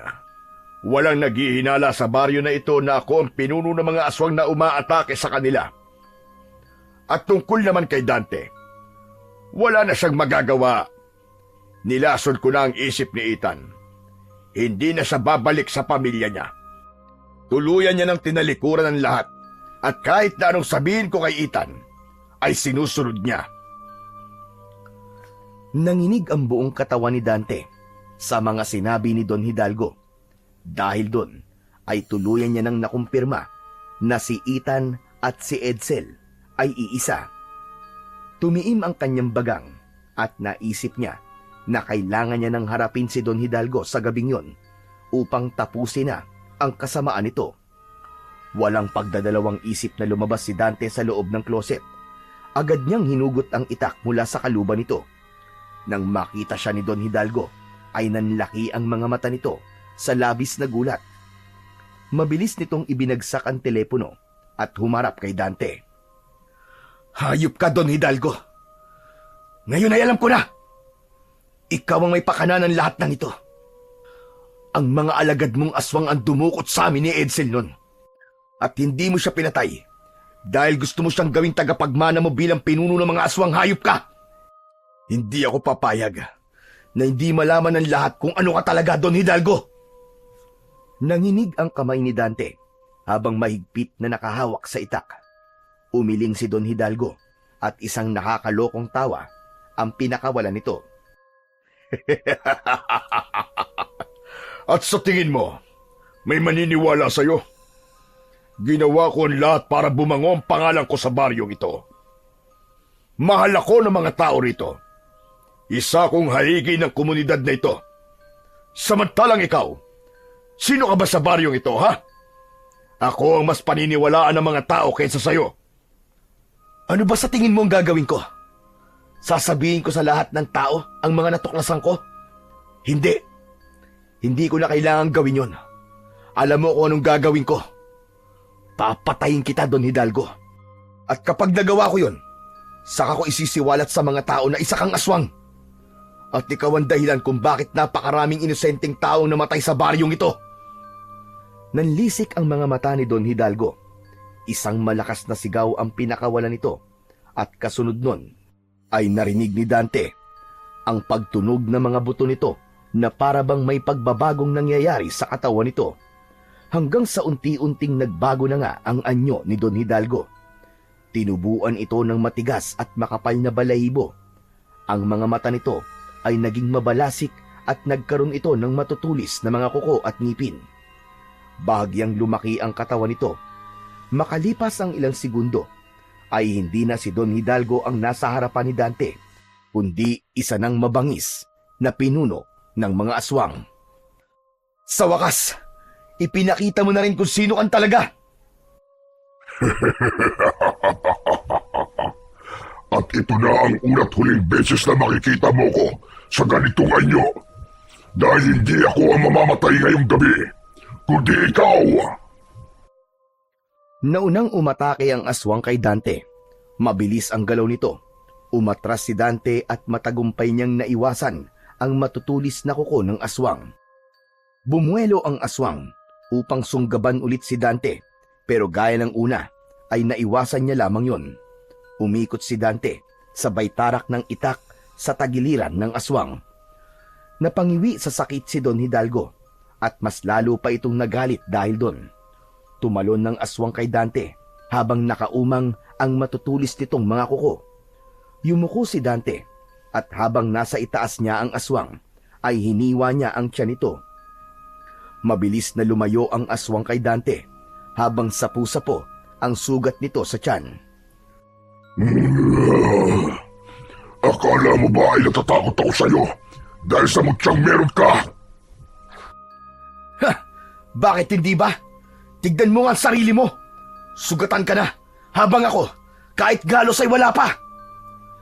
Mas lalong hinigpitan ni Dante ang pagkakahawak niya sa kanyang itak. Ramdam niya ang patuloy na pagdaloy ng enerhiya mula sa mutya ng puting ahas sa kanyang buong katawan. Tila walang kapaguran na umatake ulit si Don Hidalgo.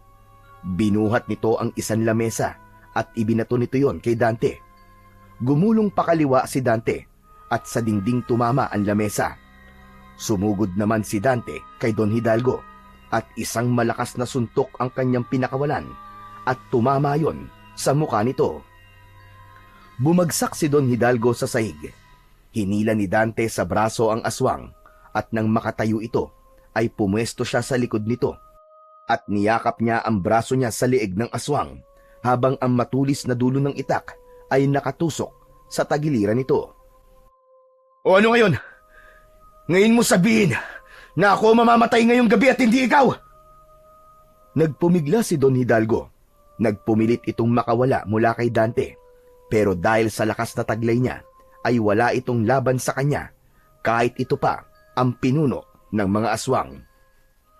Hanggang sa biglang bumukas ang pinto.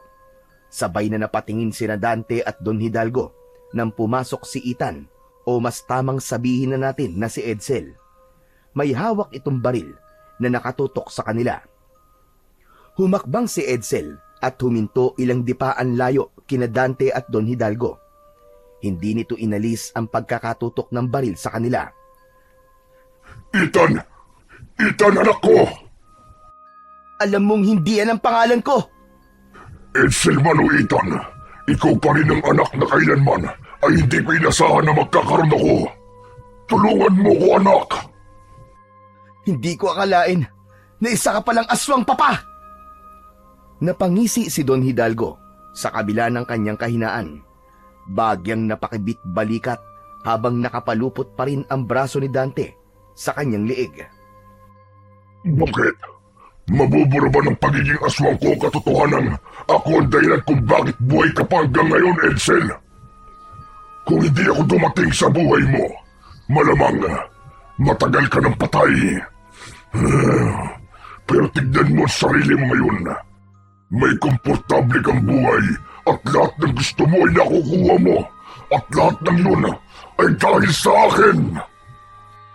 Tumigil ka! Huwag mong gawing mabango ang sarili mo, hayop ka! Ginawa mo lahat ng yon para sa pansarili mo lang na interes. Hindi mo binuhay si Edsel dahil sa awa o pagmamahal. Ginawa mo yon dahil gusto mo siyang gawing kagaya mo na isang aswang para may magmana ng trono mo at may magpatuloy na kasamaan mo. Totoo mga sinabi mo. Pero Edsel, lahat ng yun ay para sa'yo. Kapag naging aswang ka, ay magiging makapangyarihan ka. Hindi mo na kailangan ng isang kapatid na nangakong poprotektahan ka, pero hindi naman niya ginawa. Edsel, huwag kang makinig sa kanya. Sa akin kang makinig. Kapatid kita at hindi kita ipapahamak. Talaga? Hindi mo ako ipapahamak? Eh nung iniwan mo ako sa kuta ng mga aswang, hindi ba ipinahamak mo na ako noon? Mabuti na lang at iniligtas ako ni Papa. Kaya pakawalan mo siya, Dante! Pakawalan mo siya! Pero Edsel, wala akong pakialam kahit gawin niya akong aswang. Siya at tumayong ama ko, simula nang iwanan mo ako. Kaya ang gusto ko, pakawalan mo siya ngayon din. Dahil kung hindi, papatayin kita gamit ang baril na to! Labis na nanghina si Dante sa mga salitang binitiwan ni Edsel. Sa paraan ng pananalita nito, ay alam niyang seryoso ito. Hindi niya namalayan na lumuwag na ang pagkakasakal ng braso niya sa leeg ni Don Hidalgo hanggang sa tuluyan na itong makawala. May malaking ngiti sa labi na naglakad palapit si Don Hidalgo na nasa anyong aswang pa rin kay Edsel. Nanatiling nakatayo si Dante habang may luhang naglalandas na sa magkabilaan niyang pisngi. Doon niya napagtanto na tuluyan na talagang nalaso ni Don Hidalgo ang isip ng kanyang kapatid dahil kahit nalaman na nito ang totoong intensyon ni Don Hidalgo kung bakit nito inampon si Edsel, ay ang pinuno pa rin ng mga aswang ang kinampihan nito. Marahang naglakad si Don Hidalgo palapit kay Edsel. Hindi mapalis ang malaking ngiti nito dahil pakiramdam nito ay ito na ang nanalo sa gabing yun. Hindi pa rin makapaniwala si Dante. Alam niyang malalim ang sugat na iniwan ng nakaraan dito, ngunit hindi niya akalaing ganun kahigpit ang kapit ni Don Hidalgo kay Edsel, at nagawa pa rin itong paikutin ang kapatid niya sa mga palad nito. Ngunit laking gulat ni Dante nang biglang itinutok ni Edsel ang baril sa mukha ni Don Hidalgo at pinaputok yun. Walang buhay na bumagsak ang aswang sa sahig habang may isang tama ng bala ng baril sa noo nito. Matapos yun ay isang nakabibinging katahimikan ang bumalot sa silid na yon. Hindi pa rin makagalaw si Dante sa labis na pagkagulat sa ginawa ng kanyang kapatid. Para yan sa lahat ng panlilinlang mo sa akin, Hidalgo. Hindi na dapat binubuhay ang mga kagaya mong aswang. Tumingin si Edsel sa kanyang kuya Dante at nawala na ang galit sa mukha nito. Lumapit ito sa kanya. Hindi makapaniwala si Dante nang bigla siyang niyakap ni Edsel. Naramdaman niya ang panginginig ng katawan ng kanyang kapatid. Pagkalipas ng ilang sandali, ay kumalas na si Edsel sa pagkakayakap. Bakit mo siya pinatay? Ang akala ko ba, sa kanya ka kumakampi? Hindi totoo yun, kuya. Nagpanggap lang ako. Narinig ko ang lahat ng sinabi niya habang may kausap siya sa telepono kanina. Doon na ako natauhan. Kaya kumuha ako ng baril para patayin siya. Pero hindi ko inasahan na maaabutan kita rito. Salamat sa Diyos dahil hindi ka na nagpalinlang sa kanya. Pero Edsel, sana'y hayaan mo na akong magpaliwanag ngayon. Hindi na kailangan, Kuya Dante. Naiintindihan ko na ang lahat. Alam mo nung nagkita tayo ulit, sobrang galit na galit ako sa'yo. Hindi ko matanggap na iniwanan mo ako nun sa kuta ng mga aswang. Pero matapos kong marinig mismo kay Don Hidalgo mga panlilinlang niya, at totoo niyang dahilan kung bakit niya ako kunwaring iniligtas nun sa kuta ng mga aswang, ay doon ko na naintindihan ang lahat, kuya. Naniniwala ako na gusto mo akong balikan nun, kuya. Kaya lang, nung panahon na nagkita tayo uli, ay may galit pa ako nun sa puso kaya tinatanggi ko na ako nga si Edsel. Kaya kuya, patawarin mo ako, ha? Hindi na napigilan pa ni Dante ang sarili at nang dahil sa labis na kasiyahan, ay muli niyang niyakap ang kanyang kapatid. Nagkaiyakan na silang dalawa dahil alam ni Dante na gaya ni Edsel ay hindi rin ito inasahan na mangyayari pa ang tagpong yon. Kuya Dante, gusto ko nang umuwi. Oo, Edsel, uuwi na tayo. Siguradong matutuwa si Lolo Isidro kapag nalaman niyang makukumpleto na ulit tayo. Habang nakayakap si Dante kay Edsel, ay walang paglagyan ang saya sa kanyang puso. Dahil hindi lang nila nabigyan ng wakas ang kasamaan ni Don Hidalgo, kundi nabawi na rin niya rito ang kanyang nakababatang kapatid, na noon ay inakala niya na tuluyan ng nawala sa kanya. Nang mabalitaan ng buong baryo ang pagkamatay ni Don Hidalgo, ay nalaman na rin ng mga ito na ito pala ang pinuno ng mga aswang na matagal nang sumasalakay sa kanilang lugar. Sa pagkawala ni Don Hidalgo, ay natigil na rin ang mga pag-atake ng aswang at muling bumalik ang katahimikan sa baryo ni Dante. Sa kabila ng lahat, ay nanatili pa rin kay Dante ang mutya ng puting ahas dahil naniniwala siya na hindi pa tapos ang pakikipaglaban niya sa mga kampon ng kadiliman. Matapos ang lahat, ay nilisan ni Dante at Edsel at Lolo Isidro ang baryo at nanirahan sila sa Maynila upang magsimula ng panibagong buhay. Doon nga ay naibigay na ni Dante sa kanyang kapatid at Lolo Isidro ang pangarap niyang maginhawang buhay para sa mga ito. Sa paglipas ng mga taon, ay mas lalo pang tumibay ang pagsasama ni Dante at Edsel bilang magkapatid.